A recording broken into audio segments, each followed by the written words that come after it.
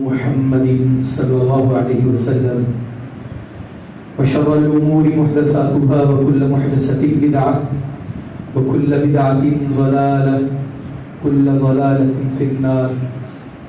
اللهم صل على محمد وعلى آل محمد كما صليت على إبراهيم وعلى آل إبراهيم إنك حميد مجيد. اللهم بارك على محمد وعلى آل محمد كما باركت على إبراهيم وعلى آل إبراهيم إنك حميد مجيد. أعوذ بالله من الشيطان الرجيم. يا أيها الذين آمنوا اتقوا الله حق تقاته ولا تموتن إلا وأنتم مسلمون. وقال الله عز وجل: يا أيها الناس اتقوا ربكم الذي خلقكم من نفس واحدة وخلق منها زوجها وبث منهما رجالا كثيرا ونساء واتقوا الله الذي تساءلون به والأرحام إن الله كان عليكم رقيبا. يا أيها الذين آمنوا اتقوا الله وقولوا قولا سديدا يصلح لكم أعمالكم ويغفر لكم ذنوبكم ومن يطع الله ورسوله فقد فاز فوزا عظيما. رب اشرح لي صدري ويسر لي امري واحلل عقدة من لساني يفقهوا قولي واجعل لي وزيرا من اهلي رب زدني علما رب زدني فهما. تمام قسم کی تعریف و توصیف، حمد و ثنا، کبریائی اور بزرگی کے تمام پاکیزہ کلمات رب ذوالجلال والاکرام کی ذات کے واسطے خاص ہیں، جس نے ہم سب کو اپنی عبادت اور بندگی کے واسطے پیدا کیا. لا تعداد بے شمار درود و سلام ہوں امام الانبیاء سید الرسل سیدنا محمد رسول اللہ صلی اللہ علیہ وعلی آلہ واصحابہ وسلم کی ذات اقدس و دھر پر کہ رب العالمین نے آپ کو رحمت للعالمین بنا کر مبعوث فرمایا. حضرات گرامی قدر، رسول اللہ صلی اللہ علیہ وسلم نے جس معاشرے میں آ کر، جس سوسائٹی میں آ کر نبوت و رسالت کا اعلان کیا، آپ کے آنے سے پہلے وہ معاشرہ، وہ سوسائٹی ساری کی ساری بت پرستی اور بت فروشی اور بتوں کی عبادت میں مصروف عمل تھی. وہ اللہ رب العزت کی توحید سے بیگانے تھے، ان کو اللہ رب العزت کی معرفت حاصل نہیں تھی. تو رسول اللہ صلی اللہ علیہ وسلم نے آ کر جب ان کے سامنے اللہ کی توحید بیان کی، اللہ کی توحید کو پیش کیا اور اپنی رسالت کے اعلان کو ان کے سامنے پیش کیا، یہ ساری باتیں ان لوگوں کے لیے نئی تھی. وہ آپ صلی اللہ علیہ وسلم کے جان کے دشمن بن گئے. آپ اس کو دیکھیے ذرا کہ پھر اللہ کے نبی صلی اللہ علیہ وسلم کا سوشل بائیکاٹ ہوا، آپ شیب ابی طالب میں محصور ہو گئے. پھر کبھی آپ طائف کے لوگوں کے پاس اسلام لے کر جاتے ہیں اور طائف کے لوگ آپ کو پتھر مار مار کر لہو لہان کر دیتے ہیں. کبھی آپ کے ساتھیوں پر مکہ میں رہنا مشکل بنا دیا جاتا ہے، کبھی ہجرت حبشہ ہوتی ہے، پھر کبھی ہجرت مدینہ ہوتی ہے، تاکہ اللہ کے نبی صلی اللہ علیہ وسلم بیت اللہ کو روتے ہوئے چھوڑ دیتے ہیں. لیکن مشرکین کی ریشہ دوانیاں، کفار اللہ کے نبی صلی اللہ علیہ وسلم کے مقابل میں وہ پھر باز نہیں آتے ہیں، تاکہ مار کا بدر رونما ہوتا ہے اور بدر کے اندر مشرکین کو شکست فاش ہوتی ہے. اللہ تعالیٰ اپنے نبی کے صحابہ کو، اپنے نبی کو فتح اور نصرت عطا فرماتے ہیں. لیکن یہ جنگ رکی نہیں، کسی نہ کسی صورت میں آپ دیکھیں پھر احد کو پاؤ، پھر خندق ہوئی، حتیٰ کہ تبوک تک آپ کی زندگی میں سارے مار کے ہوتے رہے. یعنی یہ کام رکا نہیں، ہوتا رہا. پھر آپ کے بعد ہمارے خلفائے راشدین، ان کے ساتھ وہ جہاد و قتال ہوتا رہا اور آج تک دشمن اسی کوشش اور کاوش میں ہے کہ وہ اسلام کے چراغ کو بجھا دے، وہ اسلام کا نام ختم کر دے. ان کی پوری کاوشیں ہیں، ان کا پورا سیٹ اپ اور سسٹم ہے. اور اللہ رب العزت نے کتاب اللہ کے اندر اس بات کا اعلان فرمایا. اللہ تعالیٰ کیا فرماتے ہیں؟ اعوذ باللہ من الشیطان الرجیم، سورہ الصف پارہ نمبر 28، اللہ فرماتے ہیں یریدون لیطفئوا نور اللہ بافواہہم، ان کا ارادہ یہ ہے یہ اسلام کے چراغ کو پھونکوں سے بجھا دے، ان کا یہ ارادہ ہے، ان سب کا یہ ارادہ ہے۔ اور اللہ کا کیا ارادہ ہے؟ واللہ متم نورہ، اللہ تعالیٰ کہتا ہے کہ نہیں، اسلام کی روشنی ہوتی رہے، اس سے لوگوں کو فائدہ ہوتا رہے، وَلَوْ كَرِهَ الْكَافِرُونَ، اگرچہ یہ بات کافروں کو ناپسند ہو، ان کے پسند اور ناپسند سے تو کچھ نہیں ہونا نا، ہونا تو وہی ہے جو میرے مالک کی منشا اور مرضی ہے۔ لیکن یہاں میرے عزیزوں میرا اور آپ کا امتحان ہے کہ اسلام کے چراغ کو ٹمٹمانے کے لیے، اسلام کے چراغ کو زندہ رکھنے کے لیے، اسلامی شاعر اور اسلامی اقدار کو زندہ رکھنے کے لیے میں نے کیا کردار ادا، میرا کیا رول ہے، میں کیا کوشش کر رہا ہوں، میں پرسنل ویلیوز کون سی اس میں ایڈ کر رہا ہوں۔ دیکھیں، میں نے اپنے جب بزنس کو سنبھالا تو اس وقت ہماری پروڈکٹ ایک دو شہروں میں تھی، آج الحمدللہ پورے ملک میں ہماری پروڈکٹس ہیں، ساتھی تاجر ہیں، ایسی باتیں ہوتی ہیں، یعنی ہماری جو پروڈکٹس ہیں وہ پورے ملک میں طول و عرض میں پھیلی ہوئی ہیں، لوگ نام لے کر طلب کرتے ہیں، لیکن وہ جو میرا اصل کام تھا وہ اسلام، وہ ایمان، وہ دین، وہ نبی پاک کا پیغام، وہ اسلام کا پیغام، اس کے لیے اس کو تو میں آج تک برانڈ ہی نہ بنا سکا نا۔ اچھی خاصی کاروباری باتیں ہو رہی ہوتی ہیں، اگر کوئی بیچ میں دین کی بات کر دیں، اب دیکھ لیں کیا ہوتا ہے، ہمارا تاثر کیا ہوتا ہے۔ یعنی ہم بدقسمتی سے دین کو برانڈ ہی نہیں بنا سکے، ہم اتنے برانڈ کانشیس ہیں، ہم اپنے آپ کو بالکل اس طرح سامنے لا ہی نہیں سکے کہ یار ہم مسلمان ہیں۔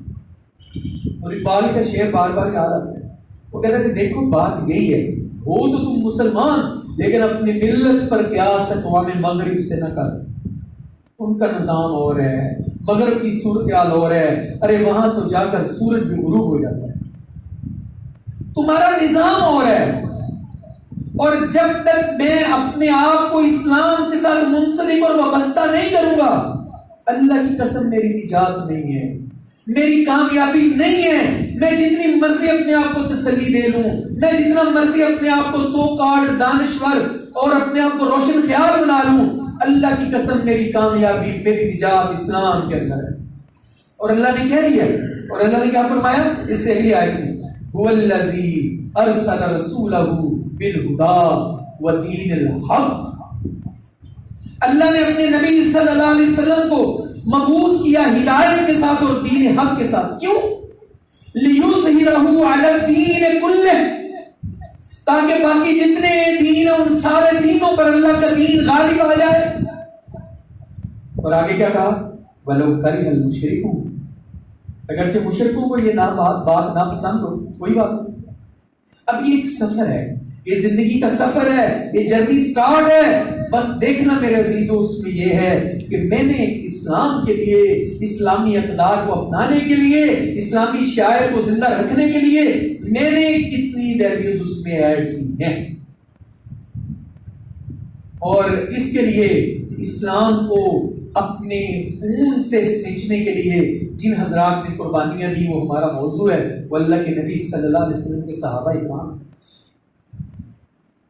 کہ اس وقت اسلام کو ضرورت، اور اسلام کا نام لینا کیا تھا؟ سرداران قریش سے ٹکر لینا۔ لیکن آپ دیکھیے کبھی اللہ کے نبی کے خبیر کوئنوں پہ لٹائے ہوئے نظر آتے ہیں، کبھی بلال مکہ میں گھسٹتے ہوئے نظر آتے ہیں، کبھی میرے نبی بیت اللہ کے اندر حالت سجدہ میں آپ کے اوپر اونٹ کی اوجری لاد دی جاتی ہے، اور کبھی نبی پاک صلی اللہ علیہ وسلم کے گلے میں رسی ڈال کر اس کو اس طرح مروڑ دیا جاتا ہے، کبھی اللہ کے نبی صلی اللہ علیہ وسلم ہجرتوں پر مجبور ہوتے ہیں، کبھی میرے نبی کا پھول جیسا چہرہ زخمی ہوتا ہے، کبھی آپ کے دانت شہید ہوتے ہیں، کبھی آپ کے صحابہ قربانیاں دیتے ہیں، لیکن میں نے کیا کیا ہے؟ میں تو آج ان قربانیوں کا تذکرہ بھی نہیں کرتا، میں تو آج اس طرح کی بات بھی نہیں کرتا ہوں. دیکھیے سفر جاری ہے, اسی طرح سفر جاری ہے. میں نے کچھ دفعہ پہلے بات کی جب سویڈن میں قرآن پاک کو جلایا گیا تھا. دیکھیے ان کا کام ہے جلانا. میں نے اس کے مقابلے میں کیا کیا؟ کیا محض نعرے لگانے سے, کیا محض جلسے جلوس اور ہڑتال کرنے سے مسئلہ حل ہوگا؟ نہیں. میں نے اس کے لیے کیا کیا؟ آئیے آپ کو آج سے 1400 سال پیچھے جہاں آج مسجد عائشہ ہے, اس کو تنعیم کہتے ہیں, وہاں لیے چلتا ہوں. قصہ کچھ یوں ہوا کہ اللہ کے نبی صلی اللہ علیہ وسلم کے صحابہ میں ایک صحابی سیدنا خبیب بن عدی, جن کا میں نے پچھلے جمعے ذکر کیا, وہ جب گرفتار ہو گئے, مکے میں اعلان ہو گیا کہ ایک محمد صلی اللہ علیہ وسلم کا ساتھی ہم نے پکڑ لیا ہے. میں اس کی تھوڑی سی تمثیل آپ کو دیتا ہوں. جب ہم نے کچھ سال پہلے وہ ابھی نندن کا طیارہ گرایا, حالانکہ فوج نے گرایا تھا, لیکن ہم سارے اچھل رہے تھے, ہم نے گرایا, ہم نے ہندوستان کو زیر کر دیا. یہ دشمن کے ساتھ یہ دشمنی کا جذبہ دل میں ہوتا ہے. تو جب مشرکین نے اللہ کے نبی صلی اللہ علیہ وسلم کے ایک صحابی کو پکڑا تو انہوں نے کہا کہ ہم نے پکڑ لیا ہے, اب ہم اس کو قتل کر کے بدر کے اندر اپنے قتل ہونے والے لوگوں کا بدلہ لیں گے. انہوں نے اعلان کر دیا. مکے میں ہاہاکار مچی ہوئی ہے, اور وہ جگہ جہاں ان کو سولی پر لٹکایا جانا تھا, سیدنا خبیب رضی اللہ عنہ وہ صحابی ہیں جنہیں کھجور کے تنے کے ساتھ باندھ کر قتل کیا گیا, باندھ کر قتل کیا گیا. اللہ اکبر. تو سیدنا سعید بن عامر رضی اللہ عنہ الجہنی اور کمال کے آدمی تھے. یہ کہتے ہیں میں اس وقت مسلمان نہیں ہوا تھا, میں بھی اسی ہجوم میں, اسی رش میں تماشا دیکھنے کے لیے ان تماشا دیکھنے والوں میں چلا گیا. اور سیدنا سعید بن عامر جوہنی کا جو ٹائٹل ہے جو بعد میں اللہ تعالیٰ نے دیا وہ بھی کمال ہے.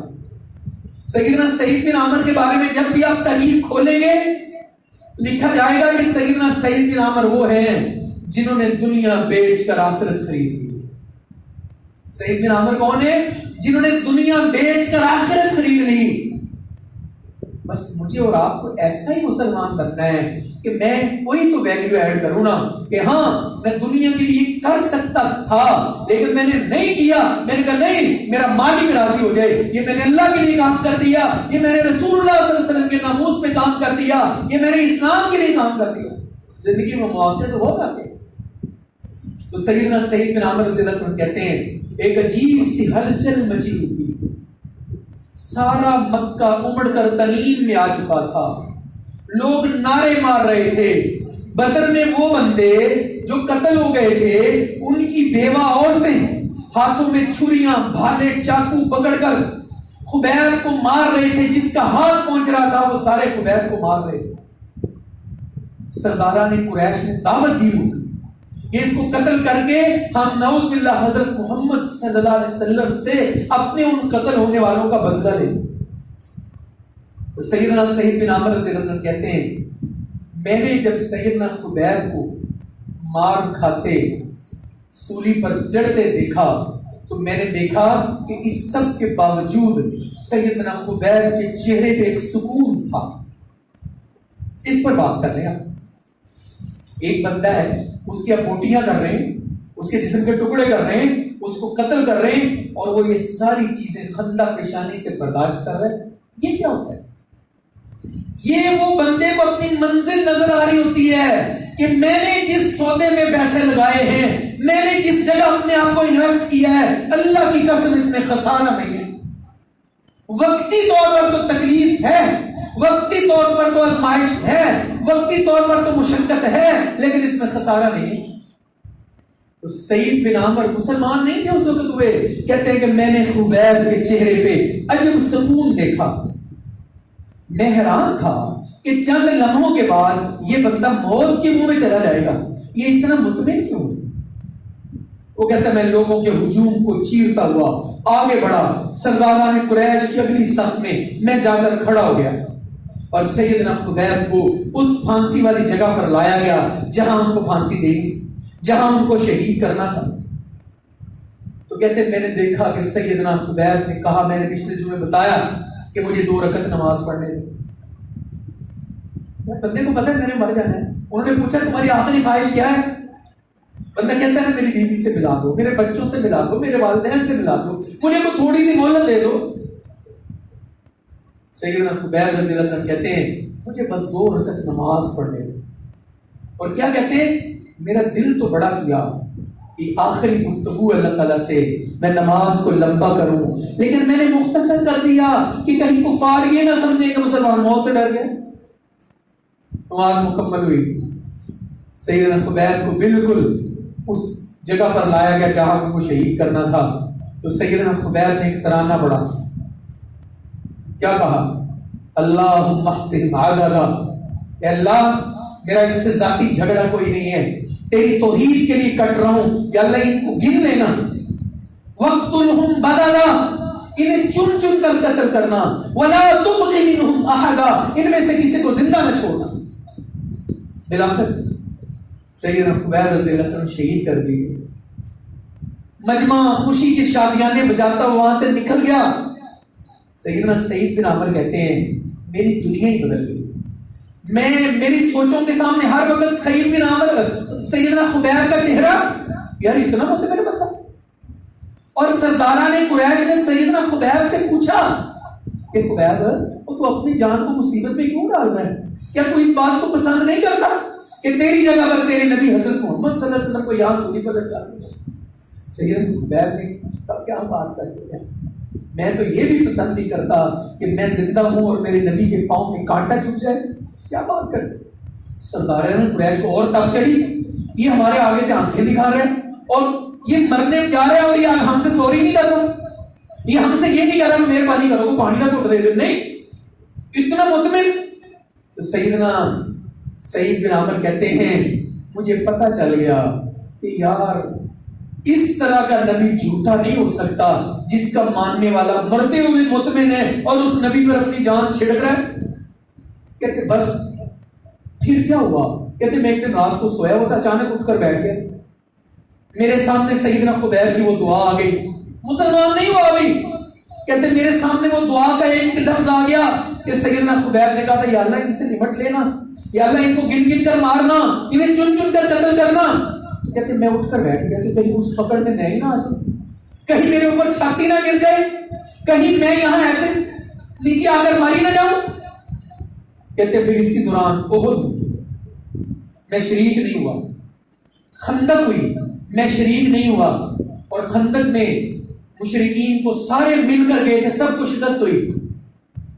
اور کہتے میں نے اسی موقع پر مسلمان ہونے کا فیصلہ کر, اور کہتے ہیں کہ میں مکہ سے ہجرت کر کے مدینہ چلا گیا, اور میرا بڑا استقبال ہوا, میں مسلمان ہوا, مجھے رسول اللہ صلی اللہ علیہ وسلم کو قریب سے دیکھنے کا موقع ملا, اللہ کے نبی صلی اللہ علیہ وسلم کا زمانہ دیکھا.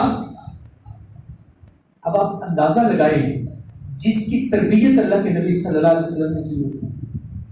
ہم نے تو کتابوں میں لکھی باتیں پڑھی ہیں بھائی, روکتے کھڑے ہو جاتے ہیں. یہ جس بندے کا جتنا تعلق ہوتا ہے نا اس کو اتنا مزہ آتا ہے. ہم نے وہ سین نہیں دیکھا ہوا, ہم نے حضور صلی اللہ علیہ وسلم کو نہیں دیکھا ہوا, ہم نے وہ زمانہ نہیں دیکھا ہوا, لیکن ہم نے سنا ہے, دل کرتا ہے, دل حسرت ہے, کاش ایسا ہوتا. جب حضور کے اوپر طائف میں پتھر پڑ رہے تھے وہاں میں قربان ہو جاتا, وہ مجھے پتھر لگ جاتے, میں وہاں ذبح ہو جاتا, میرے نبی کو کانٹا بھی نہ چلتا. لیکن ایسا نہیں ہو سکا. دیکھیے میں جس زمانے میں ہوں, میں اس پر بھی اللہ کا شکر ادا کروں کہ اللہ نے مجھے حضور کا امتی بنا دیا ہے. میں رسول اللہ صلی اللہ علیہ وسلم کا امتی ہوں, میں کلمہ پڑھ رہا ہوں. یہاں میرا کیا کردار ہونا چاہیے؟ سیدنا خبیب رضی اللہ عنہ نے, سیدنا سعید بن عامر نے اللہ کے نبی کا زمانہ دیکھا, سیدنا ابو بکر کا زمانہ دیکھا, سیدنا عمر فاروق کا زمانہ آ گیا.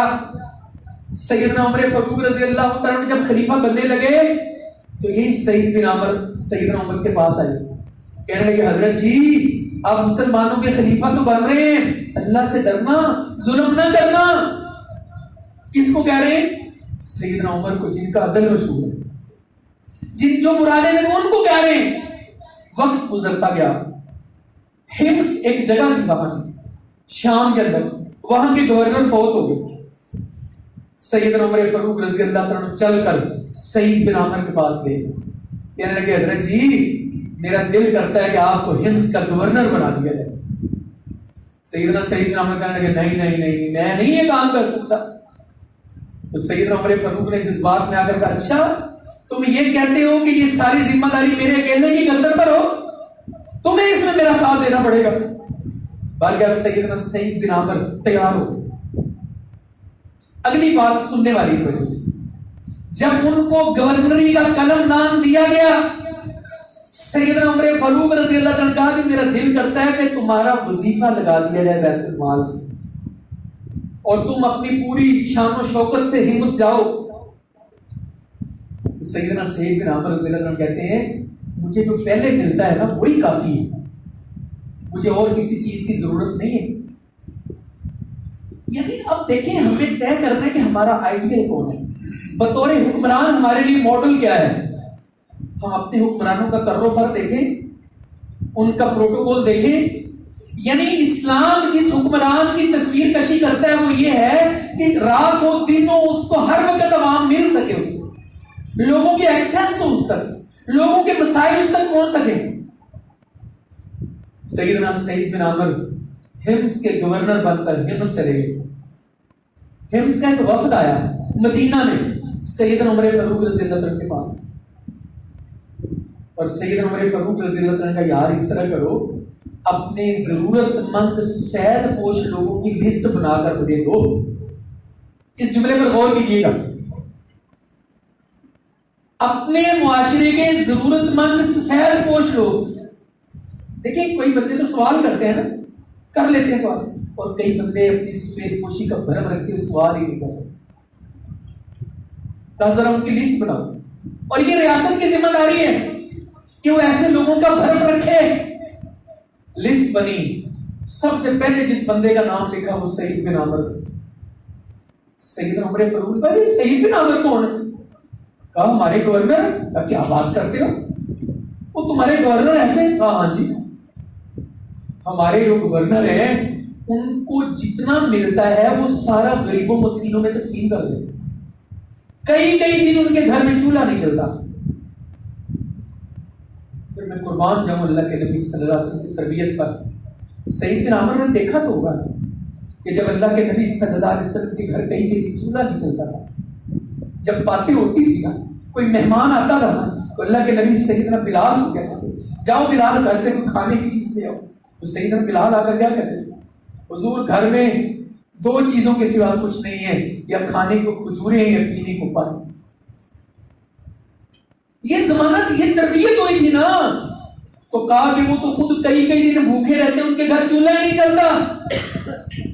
سیدنا عمر فاروق رضی اللہ عنہ نے 1000 دینار کہا یہ اسپیشلی ان کو دینا جا کر, اسپیشلی ان کو دے دینا جا کر. اللہ اکبر. 1000 دینار جس بندے کے پاس جائے تو بندے کے تو خوشی سے پھولا نہیں سمانا چاہیے. اللہ اکبر. 1000 دینار لیے تو ایسے جیسے بندے کا پاؤں کوئلے پر آ جاتا ہے, ایسے تڑپنے لگ گئے, کہنے لگے انا للہ و انا الیہ راجعون, انا للہ و انا الیہ راجعون, انا للہ و انا الیہ راجعون. بیوی نے کہا حضرت جی کیا بات ہے, خیر ہے؟ کہا بڑی مصیبت آ گئی ہے. کہا کیا ہوا ہے؟ کیا خلیفۃ المسلمین فوت ہو گئے؟ کہا اس سے بھی بڑی مصیبت آ گئی. کہا کسی محاذ سے مسلمانوں کی فوج کو شکست ہو گئی ہے. کہا اس سے بھی بڑی مصیبت آ گئی. وہ کہا حضرت جی دسو تو صحیح کیوں ہے؟ فرمایا ہمارے گھر دنیا آ گئی ہے, دنیا آ گئی ہے, دنیا آ گئی ہے.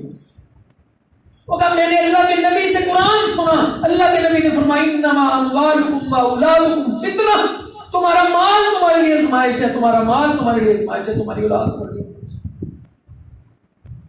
کہتی انہیں نہ کرنا کی ہے.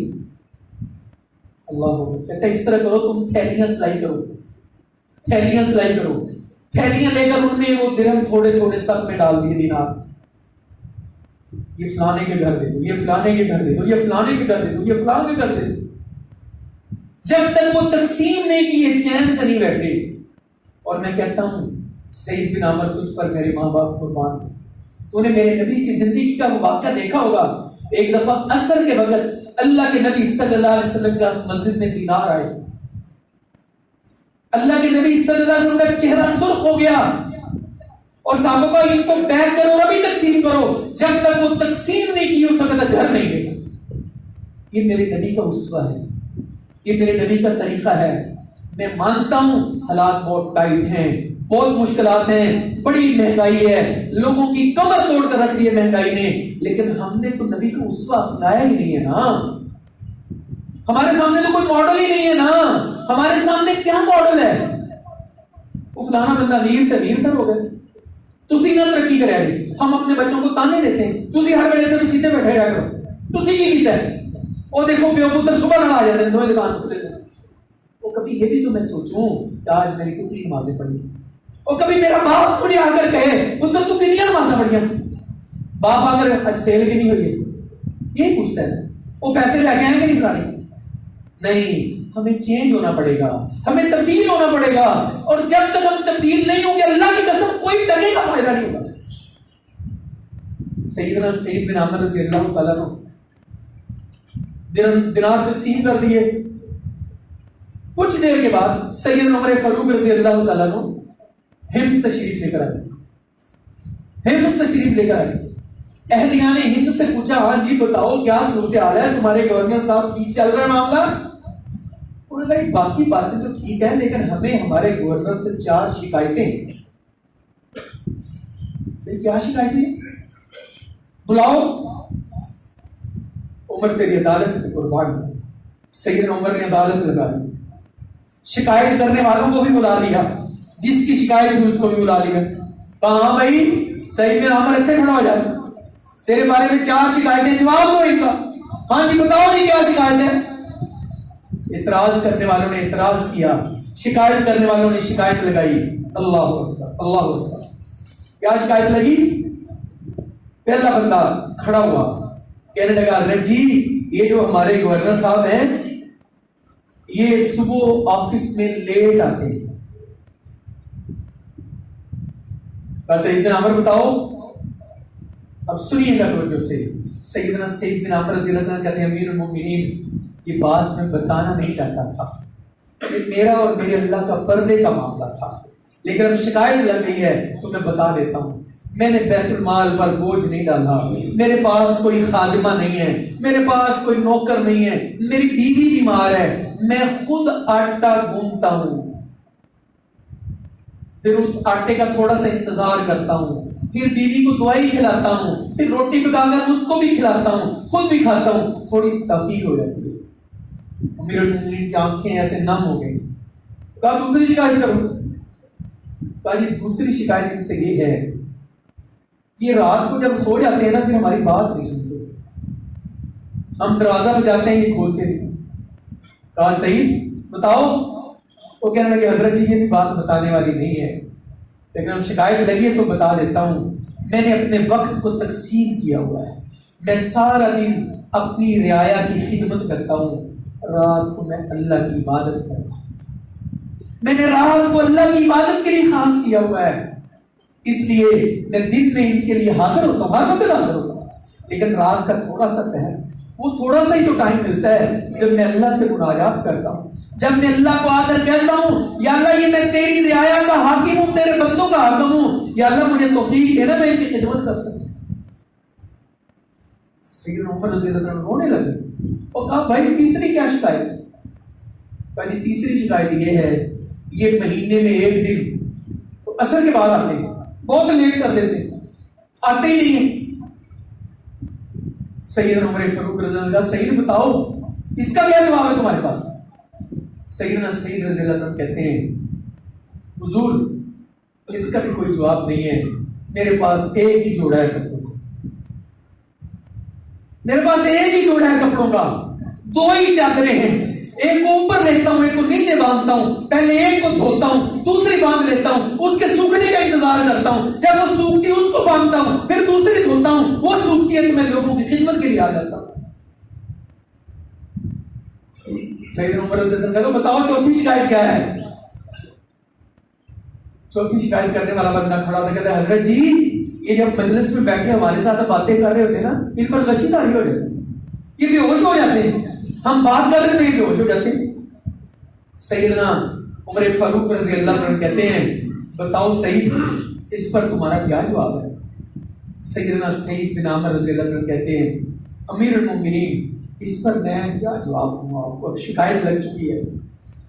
میں نے اپنی آنکھوں سے سیدنا خبیب بن عدی کو قتل ہوتے دیکھا تھا. اس وقت میں مسلمان نہیں تھا, میں ان کی مدد نہیں کر سکا تھا. یہ مجھے رات کو نیند نہیں آتی اس وجہ سے. میرے سامنے سعید بن عامر کی جب دعا آتی ہے, جب میرے دل میں میرے کانوں میں وہ الفاظ گونجتے ہیں, میں بے ہوش ہو جاتا ہوں کہ سیدنا خبیب نے شہید ہونے سے پہلے یہ کہا تھا یا اللہ ان کو چن چن کر قتل کرنا, ان میں سے کسی کو زندہ نہ چھوڑنا, یا اللہ ان سے انتقام لے لینا. اور میرے سامنے جب سیدنا خبیب کا بے بسی کی حالت میں شہید ہو جانا میری آنکھوں کے سامنے آتا ہے, مجھ پر خوشی طاری ہو جاتی ہے.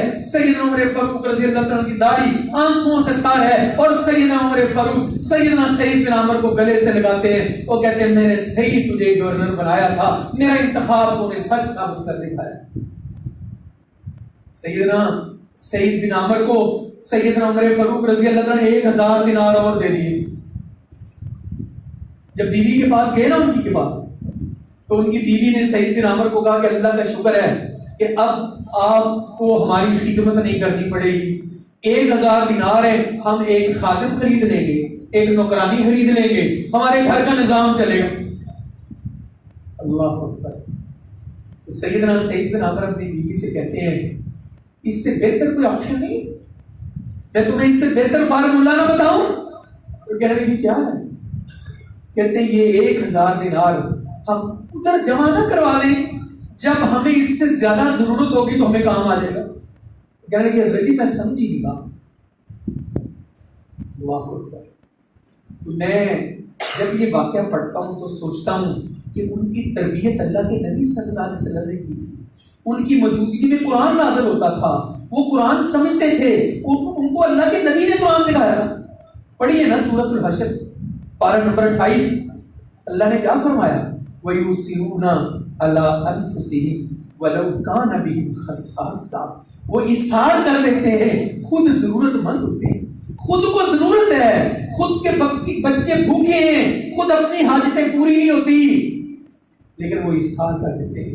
اس لیے سیدنا سعید بن عامر نے اپنی اہلیہ کو کہا یہ 1000 دینار اللہ کے کھاتے میں جمع کرا دیتے ہیں, پھر جب کل قیامت کا دن ہوگا, جب ہمیں ضرورت ہوگی, یہ ہمارے کام آئیں گے. اور تھیلیاں سی کر وہ 1000 دینار فلاں بیوہ کو دے دیا, فلاں غریب کو دے دیا, فلاں یتیم کو دے دیا, فلاں مسکین کو دے دیا. اور اللہ رب العزت سیدنا سعید بن عامر رضی اللہ عنہ پر راضی ہو. وہ رضی اللہ عنہ و رضوا عنہ کے حقیقی معنی میں مصداق, جنہوں نے قرآن کو, جنہوں نے ایمان کو, جنہوں نے اسلام کو اس طرح اپنایا کہ ان کی مثال ہمارے سامنے ہے کہ سعید بن عامر وہ ہیں جنہوں نے دنیا کو آخرت پر, آخرت کو ترجیح دے دی, دنیا کو چھوڑ دی.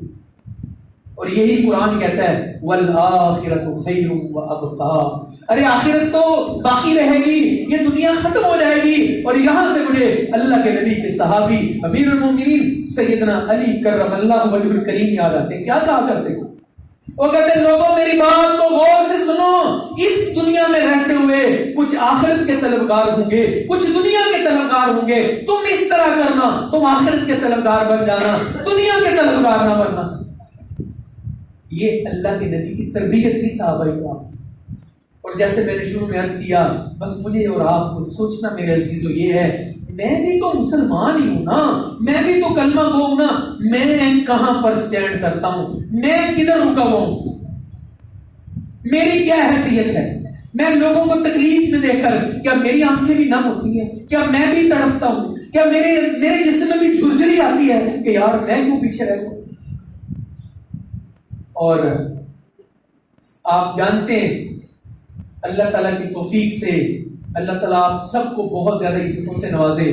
مجھے فخر ہے جس طرح سیدنا عمر فاروق رضی اللہ تعالیٰ نے سیدنا سعید بن عامر کے بارے میں کہا تھا نا, اللہ کی قسم جب ہم جمعہ تیار کرتے ہیں نا تو وہاں اور بھی کئی علماء ہوتے ہیں, تو میں آپ سب لوگوں کے بارے میں, اپنی مسجد کے لوگوں کے بارے میں یہ کہتا ہوں کہ میرے گمان کے مطابق الحمدللہ اللہ تعالیٰ آپ سب سے راضی ہوگا. چھوٹی سی گزارش کرتے ہیں, آپ جانتے ہیں بڑے دنوں سے سیلاب آیا ہوا, یہ پوری قصور کی پٹی پاک پتن عارف والا بہاول نگر ایون کے بہاولپور تک گزر گیا پانی. ہم نے پچھلی دفعہ چونکہ بہت کام کیا، اب بھی کچھ تھوڑا بہت کیا، لیکن اب تھوڑی سی ضرورت پڑ گئی. کام یوں ہے کہ اس دفعہ لوگوں کو پانی تو گزر گیا ہے، لوگوں کو کھانے کا کچھ نہیں. ہم گزشتہ کئی دنوں سے پکا پکایا کھانا تقسیم کر رہے ہیں جو ہمارے پاس وسائل تھے. میں پچھلے ہفتے بھی گیا ہوا تھا، ہفتہ اور اتوار وہاں رہ کر آیا، کل بھی میرا جانے کا پلان ہے. وہاں ایک تو جانوروں کا چارہ چاہیے. اب جہاں جہاں پانی خشک ہو گیا وہاں کچھ خشک راشن چاہیے. تو میری آپ سے اپیل ہے کہ آپ اس موقع پر اپنے سیلاب زدہ بھائیوں کے لیے ان کو کھانا کھلانے کے لیے اپنی حیثیت اور بساط کے مطابق، وہاں اگر چنے چاول کی دیگ پکائیں وہ 8,000 کی بنتی ہے، وہاں اگر چکن چاول کی دیگ پکائیں تو وہ تقریباً 11,000 روپے کی بنتی ہے. تو آپ سے گزارش ہے، میں استاد جی قاری سفیان صاحب سے گزارش کرتا ہوں کہ باہر تشریف لے گئے ساتھی مجھے یہاں اس کار خیر میں ضرور آپ حصہ ڈالیں جتنی اللہ تعالیٰ نے آپ کو توفیق عطا فرمائی ہے. وہ آخر دعوانا الحمدللہ.